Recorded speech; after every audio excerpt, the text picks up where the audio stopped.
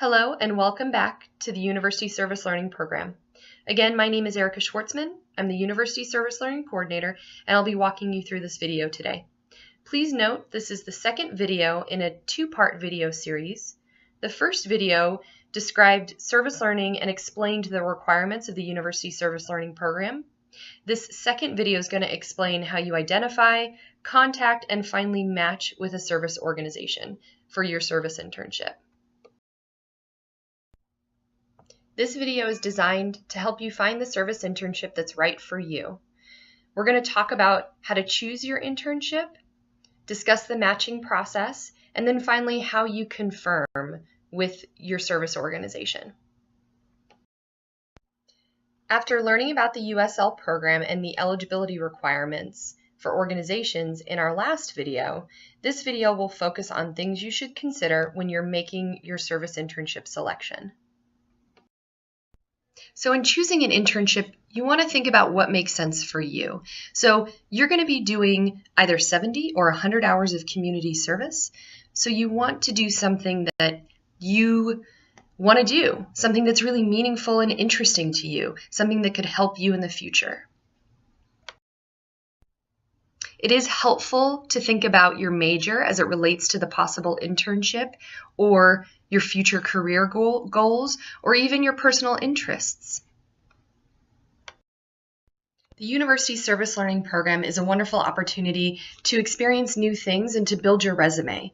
So even though you may initially gravitate towards positions that you've already done, you want to really challenge yourself, step outside of that, and find something new and challenging to explore. Remember to jot down questions as you're reviewing your internship positions so that when you do finally contact the organization, you can get those answered promptly, which should help you decide whether or not you want to partner with that organization or another organization. Mode of transportation is also an important factor to consider. So do you have your own vehicle or do you primarily rely on public transportation? Because this will affect how long it takes you to get to your service placement. Students should be aware that some organizations have additional requirements that need to be fulfilled before the student can actually do service with that organization. So those requirements should appear on the internship form and can include things like a background check or obtaining a fingerprint clearance card or doing a TB test or maybe even a specialty training. So just make sure that you're keeping an eye out for those as you're reviewing your positions. Once you've made a list of things that you're going to consider as you review internships, you can enter into part 3, which is the matching phase. Students should start contacting organizations as soon as possible because there are multiple steps to this matching process. For instance, students are going to be reviewing the internship listing, identifying internships that are of interest to them, contacting those internships, requesting an interview, and then confirming their match with one of them. And please note that sometimes organizations will take a few days to respond to communication, so you want to factor that into your timeline. Otherwise, students should confirm their internships by the end of week 2. Please make sure to not put all of your eggs in one basket. You want to make sure that you're contacting at least 5 internship listings. This will give you the opportunity to explore some internships that you may not have immediately thought of. So for instance, if you're a health major and you came in really looking for a clinical experience, you may find that as an internship, but you may also find some internships that allow you to teach nutrition during an after-school program. As you're contacting organizations, you want to make sure that you're clearly identifying yourself as an ASU service learning student. There are many internship opportunities through ASU where organizations are accessing students, so you want to make sure that they really understand that you're an ASU service learning student. When you're contacting a community partner, you do want to come prepared with questions. So again, look at that internship position, see if there's anything that you have questions about. Maybe one of the tasks isn't really clear, or if it's working with a school and the internship listing says that it's elementary school, but you're not sure if it's first grade, second grade, fourth grade, etc. So you want to make sure that you come with those questions. If the internship that you're interested in has additional requirements or expectations listed on their service internship, during your interview, you want to make sure that you clarify those requirements and expectations with them, because they could include things like a background check or a fingerprint clearance card or a TB test, which takes time to get those things, which, if you don't get them immediately, could delay the start of your service. Now, not all organizations will have these additional requirements and expectations, so you need to just double check the service internship listing. Also, during the interview, you want to make sure that you're discussing the service activities as they appear on the internship position, because this will allow you to have a better understanding of what is required of you if you should take on this position. It'll also give you an opportunity to highlight any special skills or talents that you have that you could lend to this position. The interview is a really good time to discuss the exact weekly schedule of the organization, so you can determine when their hours of operation are. So, for example, early in the day, late in the day, or on the weekends.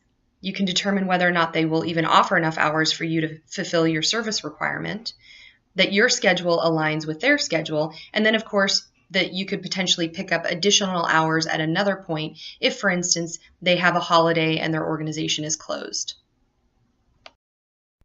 Finally, good schedules really consist of enough tasks so that you feel engaged in what you're doing and you're also able to meet your service hours requirement. There's consistent times so that you really are able to benchmark 5 or 7.5 hours on week per average. That you are also serving throughout the semester so that you're ensuring that your service is really supporting your coursework. Please remember that at least 60% of your hours must be direct service. In order to be successful in the course, you have to have direct interaction with the population. So more than 60% is even better. Service activities are broken up into 3 different categories. Direct service, which is working with or advocating for the population. Indirect service, which is doing supportive activities but not working directly with the population, and then prohibited activities, which should not be done unless they're in direct support of your service activities. So please take a look at the chart that appears on the screen, as these are really good examples of things that you'll encounter in your service experience. The more direct service students complete during their internship will actually make it easier for them to complete course assignments like critical reflections, because if you have experiences, personal experiences with working with a population, then you have more of an ability to actually reflect on that and tie it to an issue like poverty. Money is not often exchanged between organizations and students, and in fact, students, you are not expected to pay for program supplies. However, if you do pay for program supplies, then please discuss reimbursement with your organization. Part 4, confirmation. As we discussed earlier, students are expected to interview with multiple organizations, so when you finally receive an offer from an organization that you really want to work with, you want to formally accept it. So this could come in the form of an email or just confirming verbally through a phone call. Step 2 is to confirm your supervisor. This is very important because the next step to confirm your internship is to actually fill out what's called the Internship Selection Form, or the ISF form, in the My USL system. So for more specific instructions on how to do that, visit your Blackboard announcement and view the video entitled My USL. Step 4. Tell your other community partners that you have selected another internship. So this is a professional internship, so you want to make sure that if you've been communicating with other organizations through this process and you decide not to choose them, please let them know that you're going with another internship.